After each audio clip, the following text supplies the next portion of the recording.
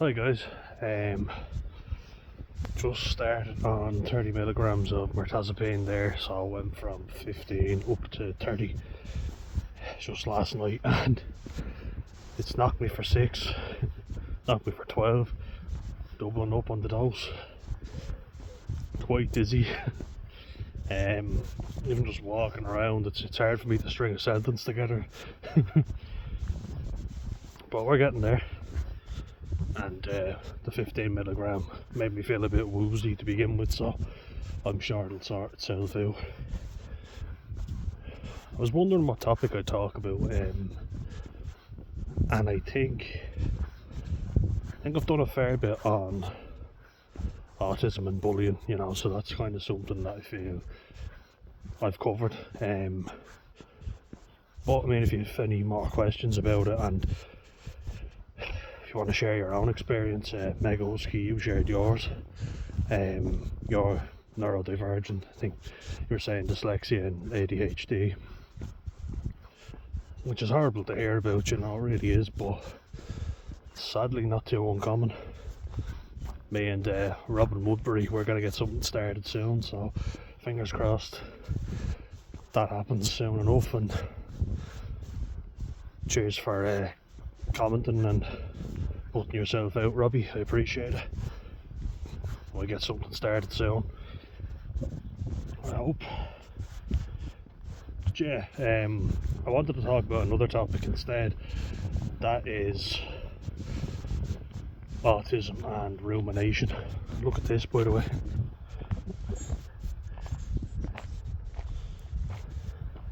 That's the afforestation. So the hope of planting more native Irish trees, which is good, as long as they actually go ahead with it, and put in some oak and ash trees. Be nice to see. There's a nice fella that lives next door to that little forest. Brian, he's a lovely fella, and he makes ornaments out of timber. But I hope to have a look at nice, look after the land properly, So yeah, what I want to talk about, getting back on topic,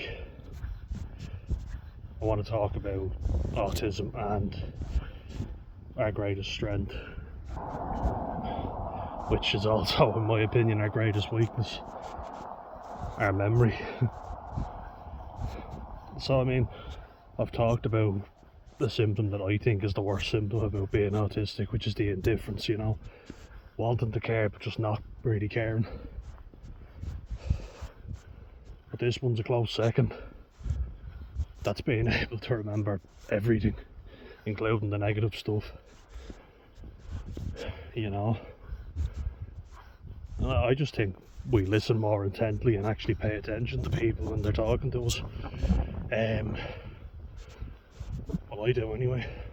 I can quote every facet of a conversation. Like, people will say where they're from, they'll say their dad's name, and I'll say it back to them when we meet the next time, and they'll look at me like I'm the weirdo because I can remember what they said to me. They can't. Like, how do you know that? He was stalking me or something? I'm like, no, you told me. Oh, did I? And I'm like, oh, so I'm the oddball because I can actually remember what we talked about. Fair enough.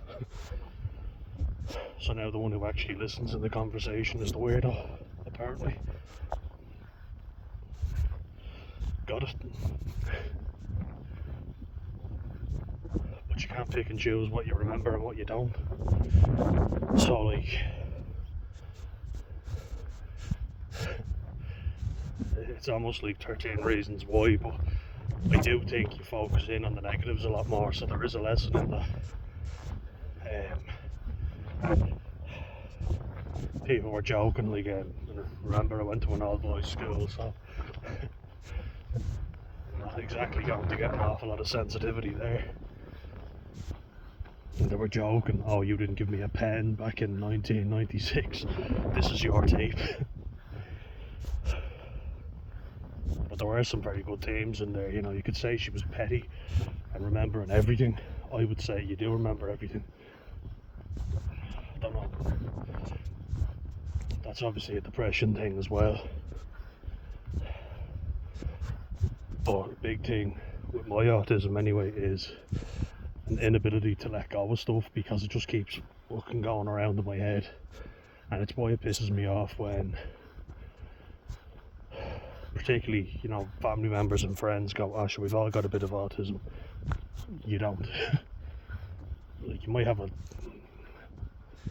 be a little wacky, or, you know, there's certain genetic traits that lead to you being diagnosed. I get that, yeah, but you don't understand, because people will say, "Just let it go. You know, that happened ages ago, just let it go." And it's like, I wish I could. You know, if someone, like when we were in primary school, said something nasty to me, I'd see them and I'm trying to be nice and friendly, but because they're being nice and friendly to me, they probably don't even remember what they said. Maybe I said something to them, you know, sometimes I have, and they seem to just forget it. You know, they don't hold grudges, but I do. I try not to, you know, it's not something that I like doing, because I kind of feel like I don't know where I stand with the person then, but it's definitely a close second. And it's hard to explain to a neurotypical person, but imagine every bad thing that was ever done to you, and I think of it like a filing cabinet. Donegal catch. An ad, just in case you're wondering. Love a bit of Donegal catch, it's lovely. It's not a euphemism, it's just fish, frozen fish in a bag. Think of Plankton and SpongeBob, you know, where he has his little cabinet. I've researched every plant from A to Y. What about Z? Z? Anyway, going off on one, but I think autism and depression is a toxic combination, and sadly it's very common, you know. And then it triggers anxiety, you know, everything always feeds back into itself, but so you can remember everything. Got a wave.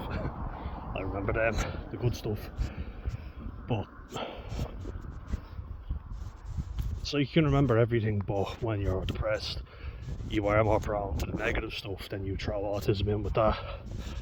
It's like you double up on remembering all the bad stuff, you know. That's why I'm staying off drink as much as I can, because alcohol, that is, alcoholic drinks, because I'll remember everything, you know, every detail of every moment, and stuff that I thought I forgot about, that, you know, stuff that I haven't thought about in 10 years. Then you make peace with it, and then, well, you try, at least you make some sort of peace with it, and then something else comes in and you're like, I didn't even know I remembered that. Do you know what I mean? It's like, I didn't even realise I remembered that incident, and then it pops up. Yeah, and that's exhausting to deal with on a weekly basis. It's like we're more prone as human beings to remember the negative stuff anyway. It's like for every 7 positive things, I think one negative thing has or something like. I'm just thinking. I think it's like every negative thing that you say to someone has to be undone with 7 positive things, or it's the equivalent or something like that, you know. You know what I mean, you know. I'd say that's even amplified further when you're autistic. You know, I'm not the first person to say this, you know. I joke about that with my autistic mates, is that if we know something and people are saying it incorrect, we're like, oh, and then we say it and it's true, but because everybody else thinks the same thing and they follow each other, they all agree on the wrong thing, you know. So they're like, oh yeah, you're right, and I'm like, no, you're not right. But 10 other people say that you're the wrong one, It's like before, this was in primary school, so like this will just give you an example of what I can remember. It really annoyed me because there was a girl in the class that was a bit of a know-it-all, and she thought she knew fucking everything, but she had a friend who was deemed the smart one, so anything she said everyone believed, and if she didn't know it then that meant nobody knew it. And this one was asking what's the language spoken in Argentina, because the smart girl didn't know, that meant my answer was wrong, so I said Spanish, because it is. And I just knew it because South Americans, a lot of them speak Spanish. Most of them do. In some places in Argentina they speak Irish. In Patagonia they can speak Irish and Welsh, which is mad, isn't it? It's insane. But I knew the answer, Spanish, because that's the main language. Conquistadors went over. They were good with cattle, which I have to show you, of course. You guys. Oh, it's looking grey.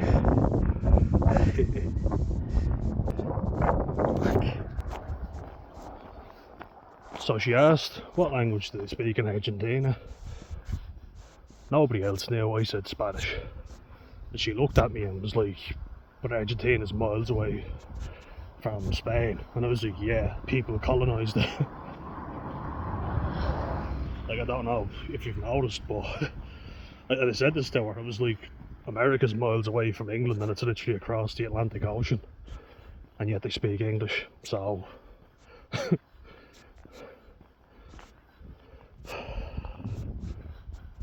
but she just wasn't believing me. And then she said, oh, it's Spanish. And I was like, yeah, I fucking told you that. And I got very annoyed because I was like, I told you that ages ago. And she said, no, you didn't. And I was like, oh. But she couldn't remember it. Idiots. And as I've said before, I understand that we can probably come across as real know-it-alls. 100%, yeah. But it's like, you asked, I gave you the answer. And you weren't having it. So, go figure. Go fuck yourself. But it was just grating on my teeth that she said, oh, it's Spanish, when I told her that ages ago. Just to give you an example. See how it still just pops right back into my head? Oh. But if you start fixating on little things like that, can you imagine the actual negative stuff? Fucking can never forget it. I think that's why a lot of very philosophical people are miserable, you know, because a lot of them are idealists. A lot of them think, you know, why is the world not like this? It should be, but it's not. And it's a bitter pill to swallow that the world isn't perfect, because you think, yeah, that'd be in an ideal world, but in case you haven't noticed, our world is anything but ideal. And I have a tough time accepting that. Definitely. Even with my mates though, like, they'll joke, they'll laugh at me. These are the neurotypical fellas now. And it's good that we can laugh about this stuff, because rather than them just going, you're a fucking head case, see you later. They, you know, some truth. But they'll go, are you still going on about that? Or in a real Irish way, you know. Gotta love it. There's too many examples of autism where American or English. I'm putting an Irish spin on it. Oh, hey fellas. I'm just gonna go over and say hi to these young bullocks. Don't run off. Say hi to you. Say, hey fellas. It's alright, it's alright. Let's enjoy you now. That's okay. Come on over. They're a bit shy. Come on over. Say hello. Come on. I won't bite. Oh, look at you. Lovely coats on you. Hello. smaller ones.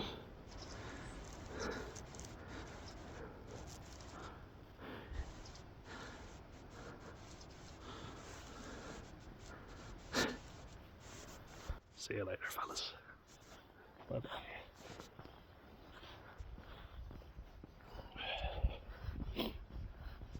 It is funny though, you have to laugh. You have to fucking laugh.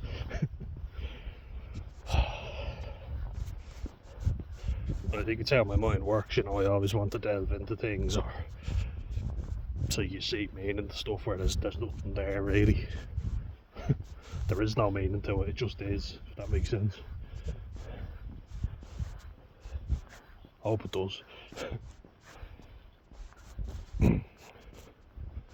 You're always searching for like a hidden message in what people are saying.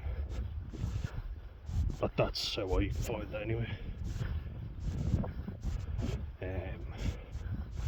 When they don't mean anything by it, you know, they're just saying, they're not trying to warp my thoughts or fuck with my head. But it can be exhausting, you know, because you're always trying to decipher what way did people mean what they said. Were they trying to get at me? Were they trying to put me down? Should I say something to them? It's exhausting. My mum always has sayings for things. She goes, take everything as a compliment. And I guess that's a good way to be. Because you can't spend your life questioning what people are saying, you know, and going, oh, what do you mean by that? You're having a go. Because imagine living with that anxiety, you know. I'm already anxious enough, and then if I start delving into everything people are saying, which I've done before, it's not worth it, you know. Like, at the end of the day, it's just words.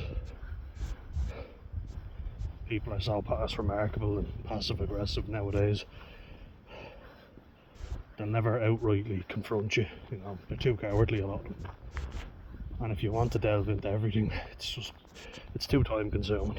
That's my advice, you know. But a lot of times when I've stuck my fucking neck out for people, and I'm thinking, did they appreciate it, you know? Did they even notice that I put myself out? I was like, I don't like what they've done there. I'll start ruminating on it, which is not good. It's not healthy, but it's not as if I can help it. But I am trying to get better at it, because, as in not do it, not get better at ruminating. Because you'll drive yourself fucking insane. And I have. It was a lovely day out yesterday. I showed you at 9:30 what it was like. But today, it's mental. I was outside in the sun for a little bit, but that faded pretty fast. It wasn't around for very long.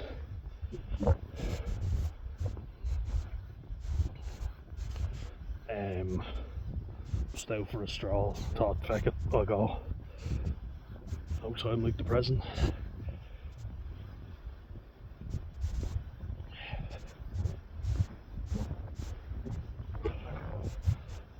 But yeah, so how best to kind of describe the rumination? You know, I've given a few examples already, but it's like if something bad happens, you ruminate, well, if only I'd done this differently, and if I hadn't gone out today, this wouldn't happen, and everything is up to chance, you know. Anything can happen in any given day. If my path hadn't crossed with a certain person, but then good stuff wouldn't happen either. Hello, it's the little Catalan shepherd. Hello. Lovely dog. Just show you the route that I'm on. Go back.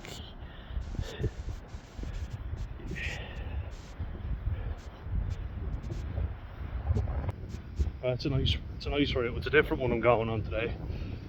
I'm gonna go to the same bridge that I'm showing you a few times and then turn back. The other place,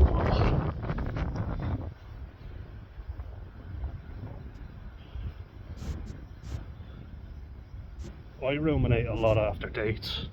That's something that I really do. It's like, oh, you know, because I've never had like a long-term relationship. I'm always thinking, what did I do wrong? Could I have done something differently? And that sort of thing. You know, it's like, was I dressed correctly? Did I say the right stuff? Often I think, yeah. You know, because you think you followed all the rules, you know, the unwritten rules of life. But unfortunately, people always have the idealistic approach, you know, there's always someone better, and I talked about that when dating, and you can check that out as well, you know, so I won't go into that, but I don't want to repeat myself too much. But I often thought, was I rude, was I not chivalrous enough, and all that crap. But no, I was. And at the end of the day, just because somebody else didn't give you the outcome that you wanted doesn't mean it's your fault. It could be their fault, you know. And I've been on dates with people where I just wasn't into them, and that's okay too. You're allowed to say no.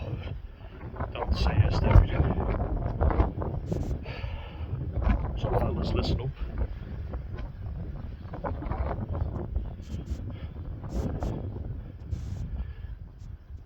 And if you don't put yourself out there, you'll never meet anyone to begin with, so just keep trying. Or don't. You do what you want to do. I can't force you to do anything. Like, I even ruminated before, thinking, this is a grim one, but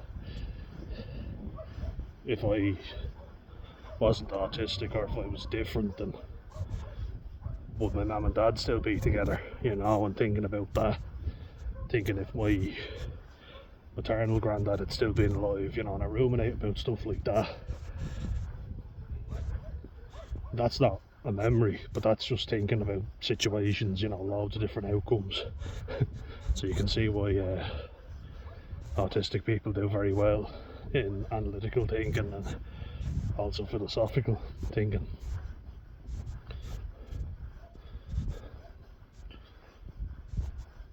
But it can hamper you, you know. Some people say ignorance isn't bliss because you know you're ignorant, and I think, well, no, because if you're ignorant you don't know, do you know what I mean? That's the whole point. I 100% think ignorance is bliss, because you're unaware, you know. You don't think about stuff, you don't worry about stuff. I worry about everything. You know, if I go out looking like this, what will people think? And that's brought on by my parents as well, you know. Chronic worriers. You know, they always made me worry about everything.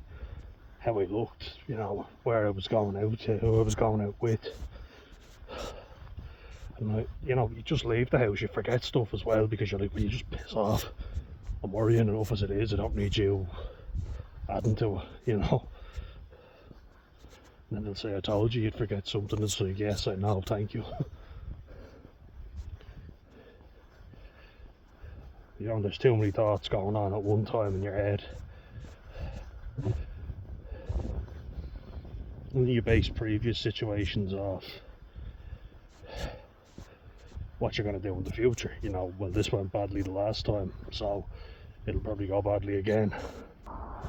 Like I said, you know, I start a new job, and yeah, it's not ideal, but my mum's there, oh, that's a bad idea, that won't work out, that can't work out, and then saying, see, I told you so. And it's like, yeah, but you already made me anxious. Do you not see that by you putting all this shit into my head, you caused it to fail? You know, I was already worried to begin with.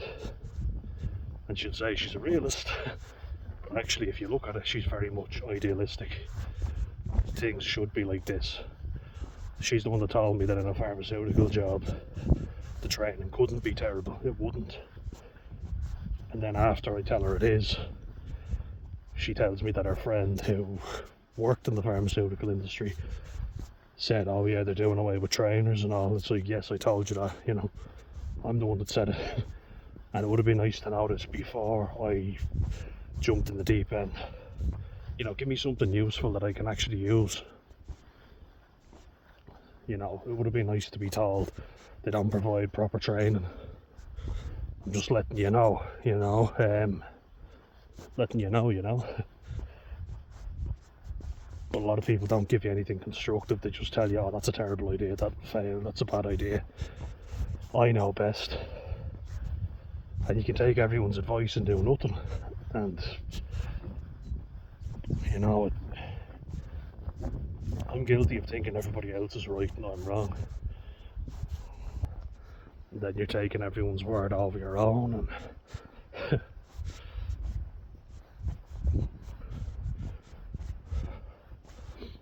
so there's ruminating on things that you remember, but then there's also projecting that memory into the future, and it can be really debilitating.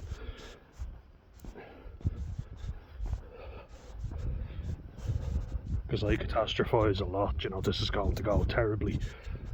I already think of all the negative outcomes. That's what my family and my friends don't seem to realise, in particular my family. They're worriers, they'll say they're not. My mum still argues that she's not a worrier. I'm like, you are. Just admit it. But that's her own shit. Irish mothers are known for their worrying. And she's like, I don't worry. You do. You're an Irish mother, of course you do. Stop trying to deny fact. It's not physically possible for you not to worry because you're an Irish mother. But combine that in with my dad telling me, oh, don't worry about that, everything will be fine, just relax. And then it turns out not to be. And I was like, I knew that'd fucking happen. Why did I do it? And that's another. Geez, you're finding loads of different things. But there's certain things that are very realistic to worry about. Like if you're starting a job and you haven't got accommodation, you haven't got a car, both of which were true in my case. Then I got accommodation. Just here, this other spot. Lovely around there.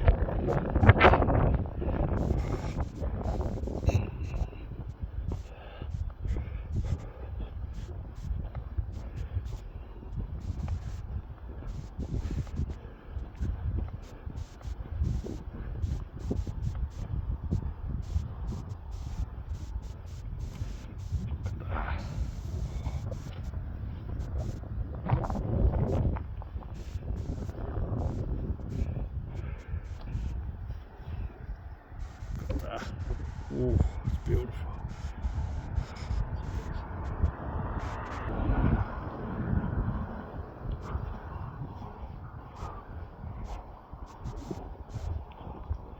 But if you spend too long worrying about stuff and all the possible outcomes, you can't decipher what's a real worry and what's a fake one. You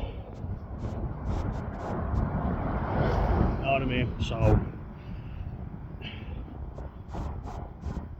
you can actually end up worrying so much that you think, oh well, I worry about everything, so it's probably nothing. And then you see what happens, you ignore a very realistic worry that you had, which is what I've done. Because you're anxious about every situation all the fucking time. So then you go, I need to just try everything and leave myself very vulnerable and open to attacks, basically. because I get a red flag for everything. So then realistic red flags, you can't really decipher what's real and what's not. It's like COVID testing. You know, you get more false negatives than false positives. Means the sensitivity of the test isn't great. It's a good analogy to use. That's where my brain could come in useful. But you know what I mean? It's like, just because your test says you're negative doesn't mean you were. Do you know what I mean? You have COVID. Something which my mum was worried about so much. And it kind of shows how delusional she can be in a sense.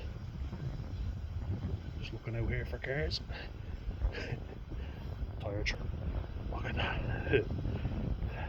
We're driving too fast.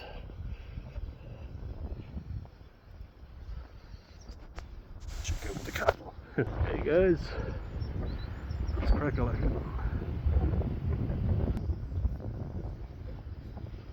See what I mean? Like, my mum says she's not a worrier, and I quote what she said directly. She said, and I quote, "If you go out with your friends, I'll end up in a hospital sucking on a machine." And I just started roaring, laughing. I couldn't stop laughing, and she said, "Oh, thanks." And I was like, "Ah, come on, that's hilarious." Just the thought of you. Like, sucking on a machine, just the way she said it. Obviously, I don't want her sick, you know, heaven forbid. But her description of it was so over the top and so dramatic.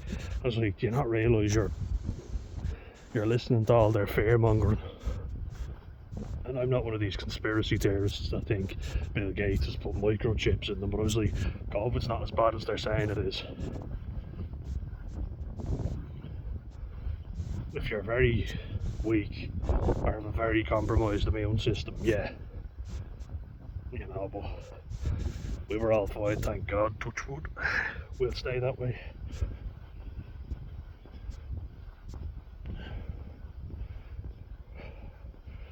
But as well, when you are only raised by a nervous woman, you do become more anxious.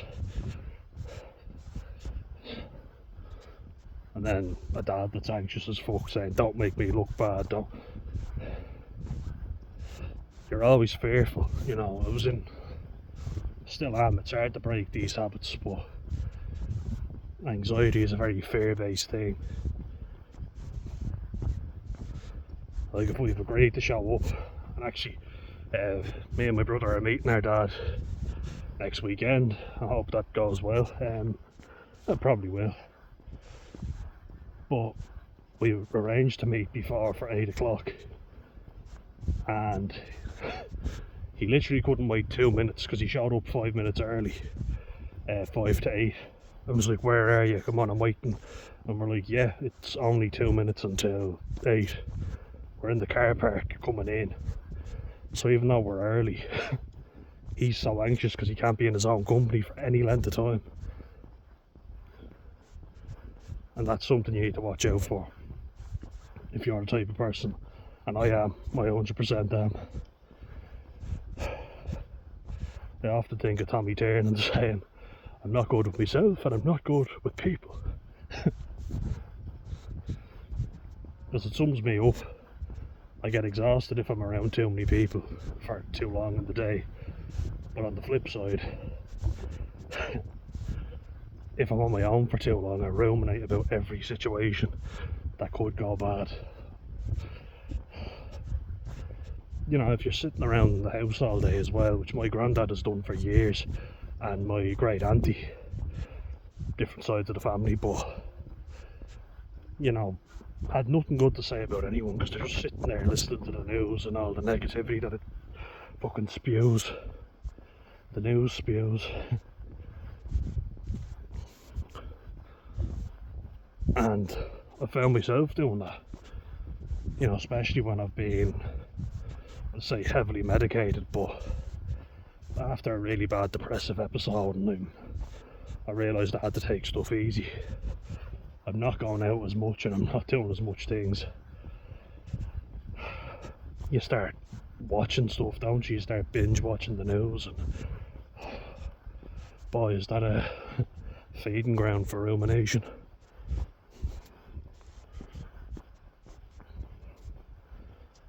So it's hard to decipher what's real and what's not, what's a genuine fear and what isn't. You know, last time I did X and Y happened. How do I stop that from happening this time?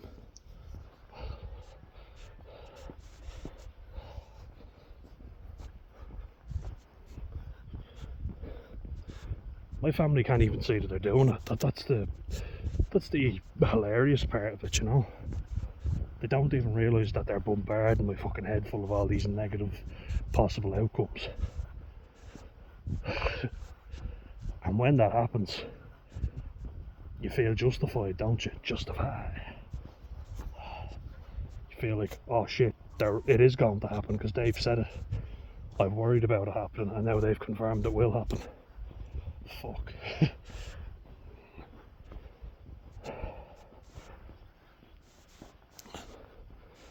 It happened a lot to me before playing a rugby match.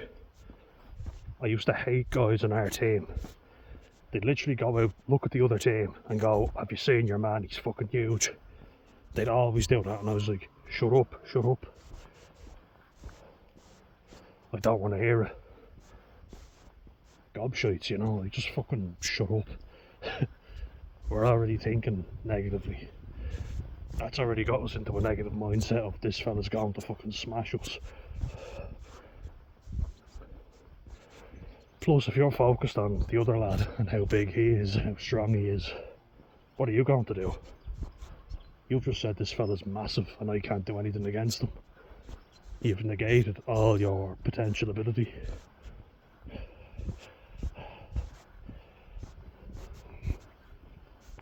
Like, it doesn't benefit the team to be looking at the opposition and thinking they're going to fucking smash us. We'd always have lads when I was playing for my school who were real naysayers, you know, real negative fuckers.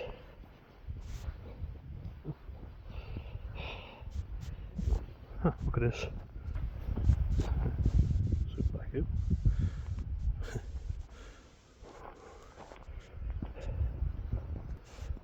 But they'd all be saying, oh, you're going to be smashed, you're going to get destroyed. And they hadn't the balls to step out onto the pitch themselves, but they'd be giving us all this negative talk, you know, telling us that we were shit, we were going to get destroyed. And we'd be there going, oh yeah, you just haven't got the balls to step out. But they'd be laughing, jeering at you, you know, your own fucking team, essentially. You're like, cheers lads, cheers for the backup. But I'd get so anxious that I'd be like, oh, what if I drop the first ball or get smashed in a tackle, or what if this lad runs through me, and what if I get into a fight, you know? Then what'll I do? And you'd be paralysed with fear. Very often I just needed to get that first fucking carry, you know, get the ball, run, be in the game, you know? Because then rather than worrying about the future, you're in the present, you know. You're thinking, this lad's running at me, I need to tackle him. And if I want to tackle him, I can't be thinking too far ahead. I have to think about right now. And I have to do it. I have to get this fucker down, you know. Fucker's absolutely blemming it along. Foot to the floor. Slowing down now, jeez. They're not real boy racers. And that's ironic. They weren't looking at that sign. Children at play, but the fuckers are absolutely blemming it along the road. Take someone out.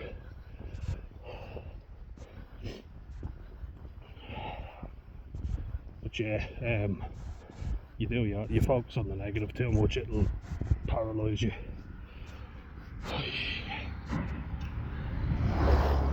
It'll absolutely fucking paralyse you to the point where you can't focus on anything. You know, you're just crippled. the anxiety gets you and you're just down in the dumps.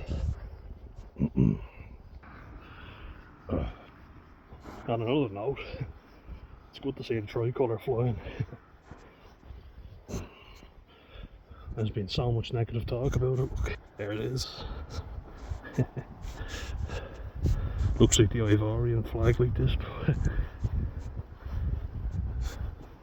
that's good to see. Close.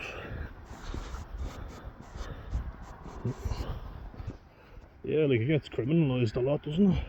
A lot of negativity associated, but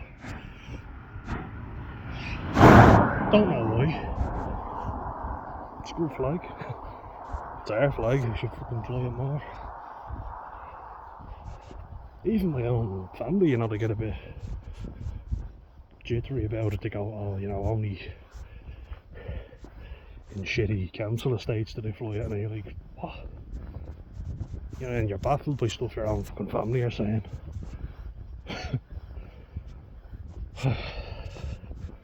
They're great at, you know, saying stuff and not doing anything about it, which I think is our problem.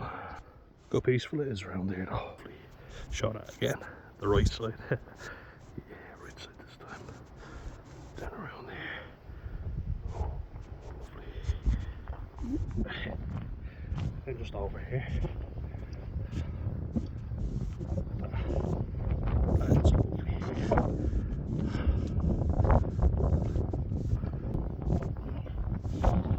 You see how much family can make you a worrier. Yeah, I identify with the something they don't, but I want to be different, and admitting to it's the first thing. Admitting to your flaws is the first step in fixing it. Quote the famous Dr. Phil, you can't change what you don't acknowledge. Thank you, Doc. That's one thing I agree with that he says. But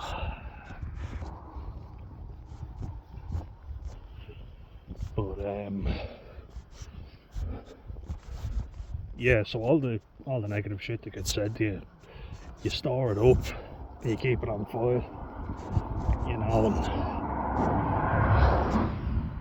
it always comes back at the wrong time to make you feel shit or put you off doing stuff. And that can cause agoraphobia, you know, in the most extreme cases. Because that's what it is, it's the fear of what's going to happen if I leave the house. It's too dangerous outside. And then you become SpongeBob and, you know, indoors, take it away, Penny. Or he's filter feeding, and there's always a useful SpongeBob reference.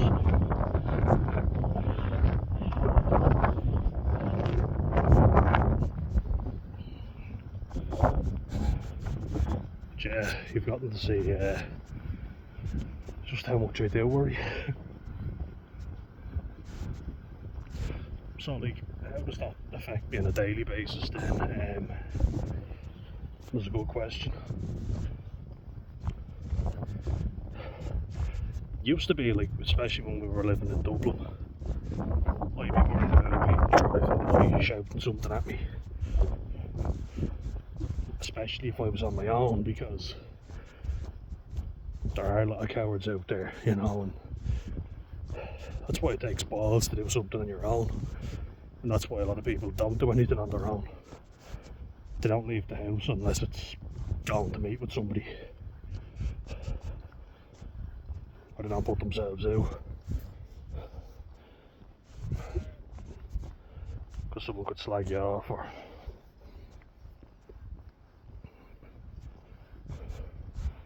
even just walking the dog, you know, as a child, about 7 or 8, and people are saying stuff out the window at you, and you're like, fuck off, I didn't ask for your opinion. You know what I mean? Telling me how to walk a dog, is he walking you, or are you walking him? Some old fella said that, and I was like, what? and he was trying to tell me how to walk the dog. I was like, I'm letting him fucking piss or stop and smell something. A lot of people only get dogs to boss them around and see them dragging them along. And then what happened was I start getting really anxious, so I'd walk our dog to the shop and then I'd get really nervous and go, come on, come on.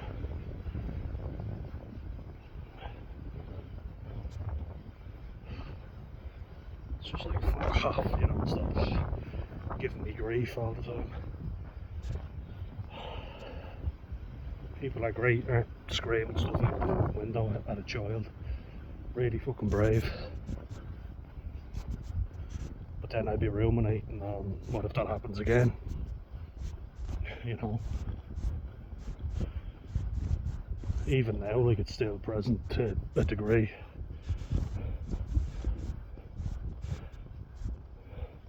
I'll tense up, you know, and my shoulders will come up, and what if someone says something? Difference is I don't really give a shit anymore, and I can say stuff back. So that helps. But yeah, like, it's literally a case of your parents scaring you shitless, you know, making you terrified of all the potential negative stuff that can happen. Because neither of them will be very good and confident in a, you know, in the worst case scenario, if a confrontation happens, they're very much don't deal with it, don't get involved, let somebody else deal with it. I've gotten involved because, well, in some situations I've had to, and I've talked about that. But what that does is that really lets you see how cowardly a lot of people are, and you're prepared to do something, they're not. So you're like, these people wouldn't do jack shit if I did anything. And then that actually gives you confidence. Because it's a very cowardly thing to go, I'm not getting involved, I'm not sticking my neck out for anyone. It's the bystander effect. There's a channel that I really like, Daniel Mackler. It's usually his thing starts with when he was a therapist, but he was, and he's also got a great first name, and he's tall like me. But he talks about breaking up street fights and how he's rarely had to even touch anybody to do it, but simply just to say it. Because people go into a zone where they act like there's nobody else there. I think he makes a lot of really good points. It's like, there's usually an aggressor and there's someone who doesn't really want to be there, doesn't want to fight. You can kind of see that, can't you? And that's a very realistic thing to be anxious about. And then you could start, I often have, it's like someone said something to somebody else or screamed at them, and I think, should I have said something? Especially like on the red line, Lewis, you see all sorts. And I had 3 bags with me, you know, full of expensive equipment, and then in that case you have to kind of be selfish. And I think I've always done the right thing. I think I've trusted my instincts and they've served me well. A Indian or Pakistani fella, I would say Indian because I have a Pakistani uncle, and he's a lovely fella, you know, and this one really hit home with me and made me ruminating. And I think it's always good to give personal examples. We were on the red line, Lewis, coming back from Connolly Station in Dublin's north inner city, so quite rough. You know, I've been in it many times and I'm always very wary of it, you know. My dad always told me be careful, and that's one area where I really listened to him, and it definitely served me well. Definitely. Because it's dangerous. It's very fucking dangerous.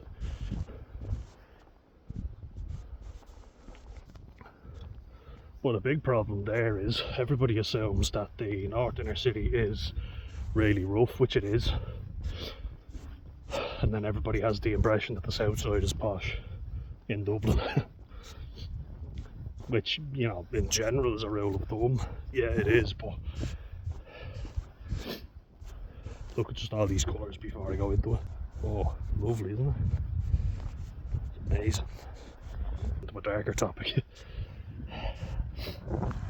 We got to Bluebell, which is like south inner city, or close to it anyway. You know, for anyone who isn't familiar with the Red Line Lewis, goes from Connolly Station, Dublin 1, and then like through James's Gate, Fatima Mansions, near Dolphin's Barn and Clondalk, and loads of different areas.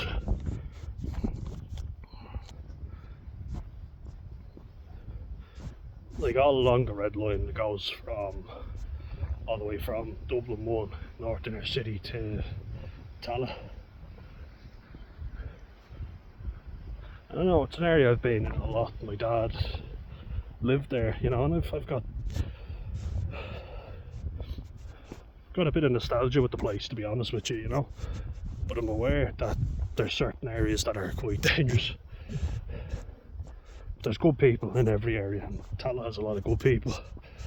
Has a lot of people in general. But I've met a lot of really good people, and I went to college there, and I knew certain areas, you know, that have your wits about you.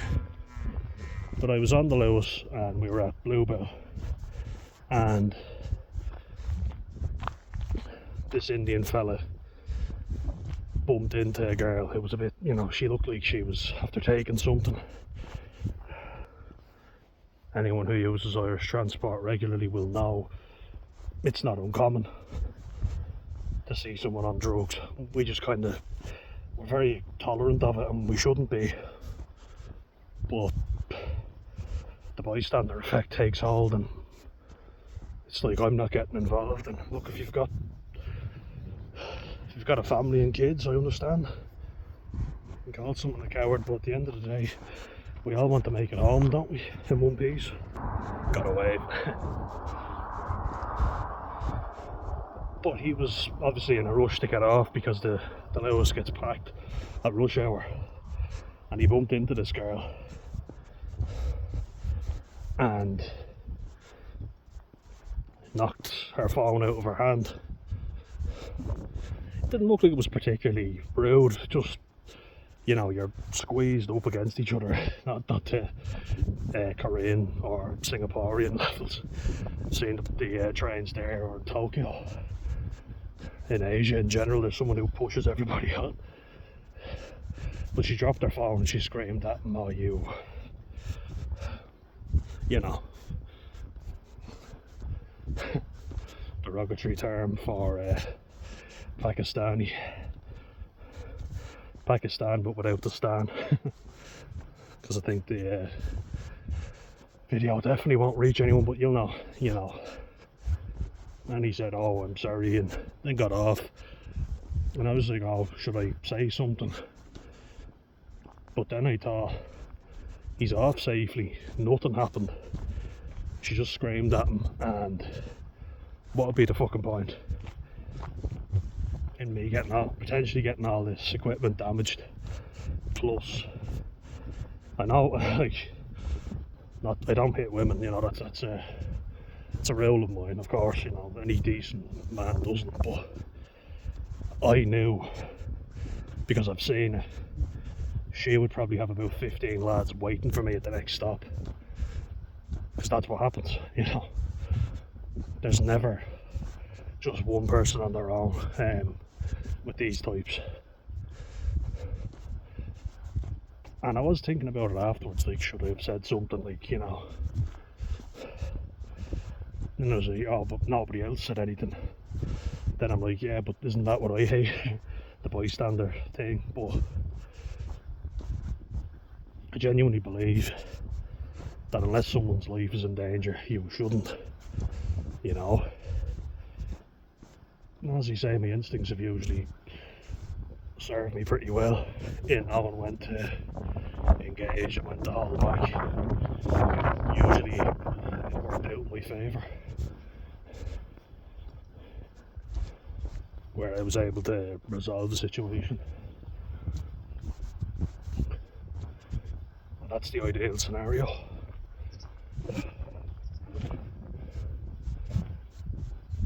And that's why I love channels like That Gear Guy and Paul, who does that, because he says that's how he tried to be, and he's actually been in those situations regularly, you know. He talks about saying a gang of lads who we thought were going to kick off, and so he saw them looking at another group of lads, and he said, I opened up the VIP section for these lads and said, would you like to come through? And that calmed them down and got them away from everybody, you know.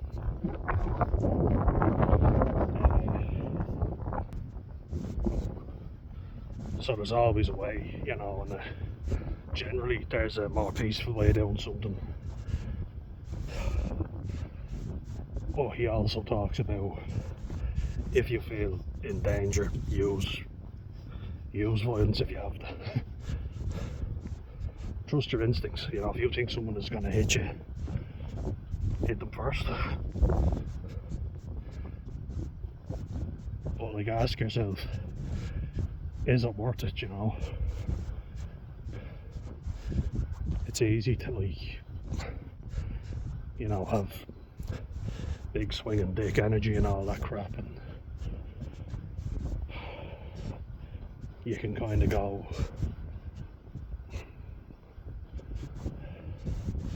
are you going to take that from him and all this stuff? But what are we, Don Corleone, as I keep saying? Or we're not gangsters. People like to act like they are, but they're not.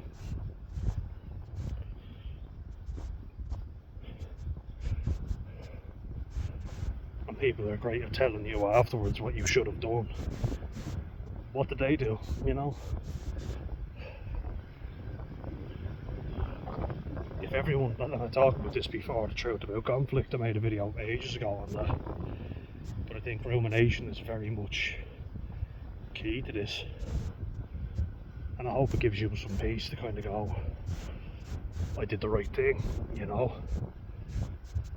I didn't start throwing haymakers and a lot of lads like that, like they did, a lot of them, very few of them, especially cocky fellas, and you'll know the kind, but they'll always pretend they took the macho option.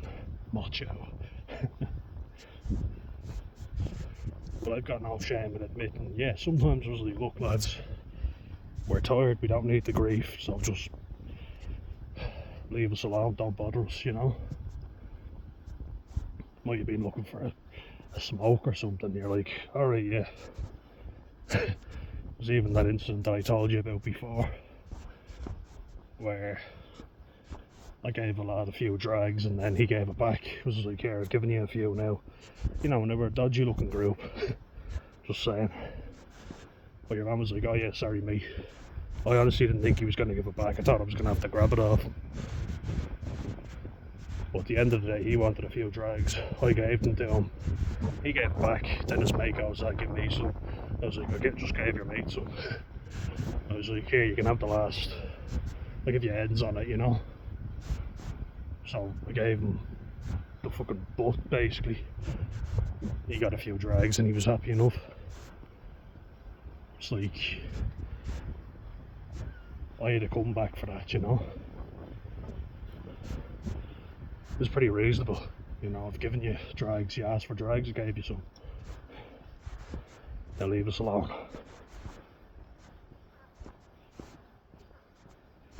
You know what I mean?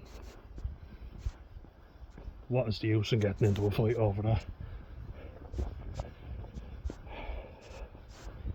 Had they said give us 50 quid or something, then might have been different, but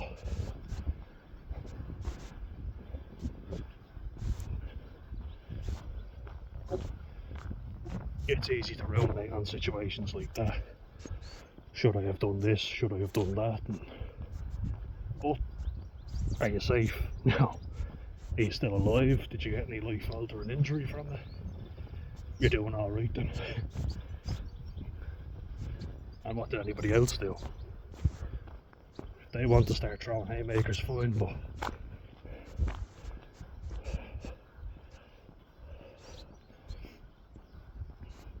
usually if you're assertive then you'll be fine, but I have trouble with that, so I'm getting better.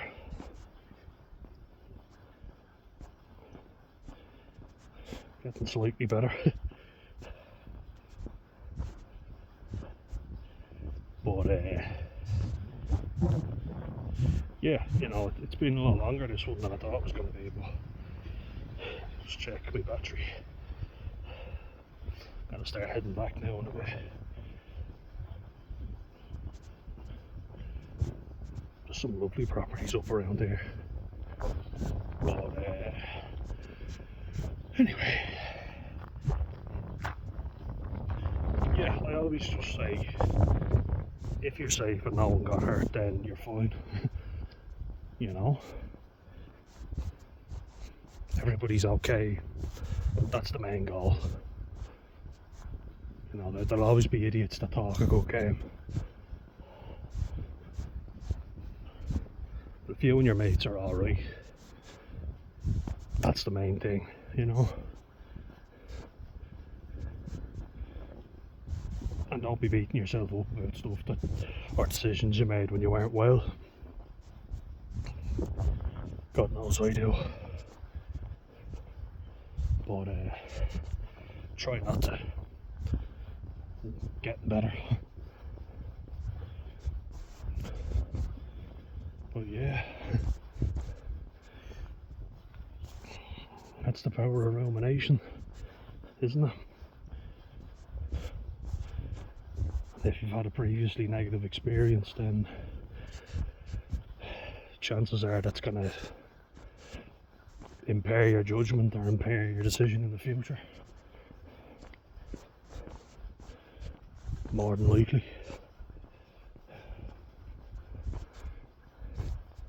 So calm, quiet.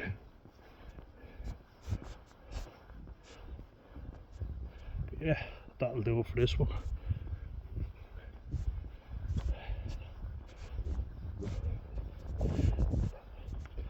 Hope you are all well, and I'll see you in the next one. Alright. Slán guys, slán go fótball.